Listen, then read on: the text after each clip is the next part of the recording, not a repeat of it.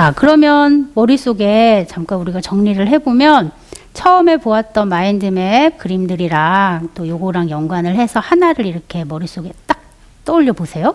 딱 이렇게 떠올리면 아, 그러면 요거를 그리게 아이들에게 우리가 도와줘야겠구나. 이제 나오시죠? 예, 그러면 이제 그 순서를 제가 말씀을 드릴게요. 아이들이 그걸 꼭 알아야 돼요. 어떤 거든 순서 없이 할 수는 없어요. 그렇죠? 그리고 그 순서를 하나하나 마스터한 다음에 그걸 몸에 익히는 게 뭔가요? 김연아 그 분이 열심히 했던 거. 그렇죠. 훈련이죠. 훈련을 굉장히 열심히 했다고 하죠. 예, 그게 몸에 익히는 게 훈련이죠. 그런데 아이들 혼자서 순서를 알고 몸에 익히는 훈련을 하는 게 쉬운가요? 어려운가요? 어려워요. 그래서 우리가 도와주는 거죠. 그래서 교육은 도와주는 거예요. 그냥 내가 결과를 가르치는 게 아니라. 그래서 그 순서를 알아보겠습니다. 자, 혹시 아까 제가 마인드맵 이제 순서 알아보겠습니다. 한번 마인드맵 떠올려 보세요.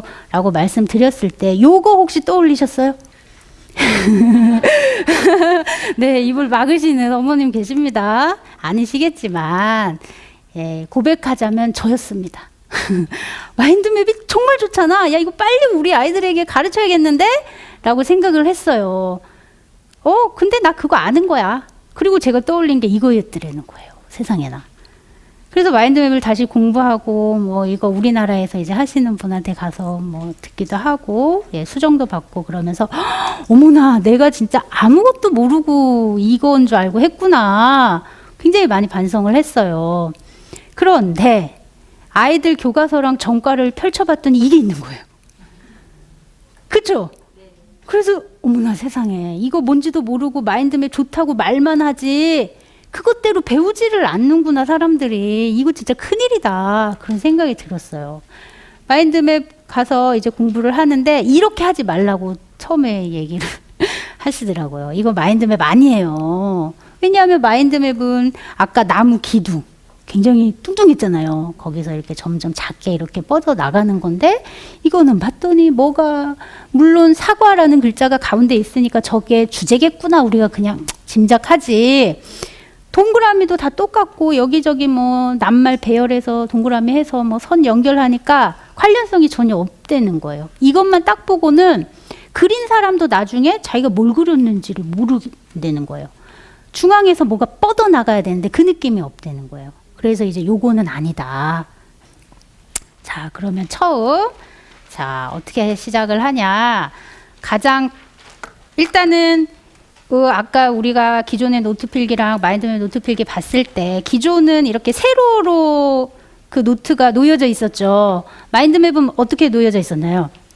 그렇죠. 가로로 이렇게 놓여져 있었죠. 예, 일단은 가로로 이렇게 해야죠. 그게 시작한다 신호예요. 항상 아이들 가르칠 땐 시작이야 신호를 주셔야 돼요. 이제 시작할 거야. 자, 노트를 가운데 이렇게 길게 가로로 놓자. 여기는 주제라고 나오지 않고 네, 중심, 그렇죠. 중심 이미지라고 제가 적어놨죠. 주제라고 해도 되고 중심 이미지라고 해도 되는데 그 이유는 마인드맵은 적는다라고 하지 않고 그린다라고 하거든요. 예, 그래서 이제 그린다라는 표현을 쓰려면 이미지라는 말이 맞죠. 그게 맞으니까 그 다음에 이제 두 번째 그 중심 이미지에서 주가지를 이렇게 뻗어 나가게 그립니다. 색깔들이 좀 다른 게 보이셔요? 네, 색깔들 다르구나. 이것도 이제 생각을 해두셔야 되겠습니다. 한 가지 색으로 하는 게 아니라 가지마다 색깔을 좀 다르게 하면 또 보기에 도움이 됩니다. 자, 그리고 이제 당연히 주가지를 뻗어 나가게 그렸으니까 그리고 이제 주가지, 부가지, 그리고 세부가지 위에다가 낱말을 썼어요. 자, 아까 잘못된 마인드맵하고 뭐가 다른지 보이시죠? 잘못된 마인드맵은 동그란 원 안에 낱말 써놓고 선 짝짝 그어서 또 동그란 원 그리고 그 안에 낱말 썼잖아요. 그런데 이 마인드맵은 저 가지 어디다 썼나요? 위에다 썼죠. 가지 위에 얹는 거예요. 나뭇잎은 그 가지 위에 나잖아요. 뭐가 차이점인지 아시겠죠?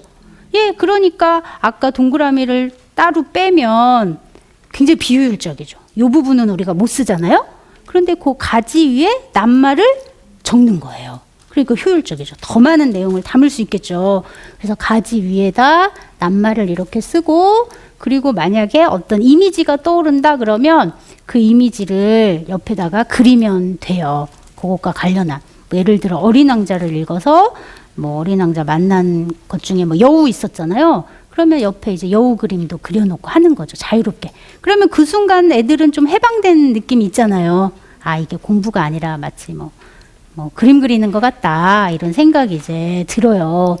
자, 그리고 만약에 이 내용 중에서 뭐 그 독서 같은 경우에는 줄거리를 이렇게 써야 되는 줄거리 정리하거나 일어난 일 순서 정리하는 그런 것도 있잖아요. 그런 경우에는 뭘 붙이면 될까요? 예, 그냥 번호를 붙이면 돼요. 일어난 일의 순서, 이런 걸 번호를 붙이면 되고, 그리고 만약에 어떤 내용은 묶어서 이해하는 게 좋다 하면 이렇게 그 부분을 테두리를 이렇게 쳐도 돼요. 예.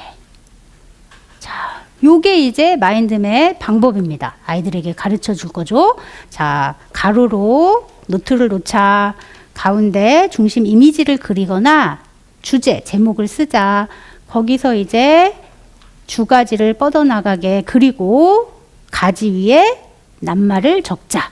그 다음에 뭐 부가지, 세부가지. 뭐가 떠오르면 그림도 그려놓고, 그리고 뭐 번호도 붙이고, 테두리도 이렇게 쳐라. 그렇게 이제 얘기를 하면 되겠습니다.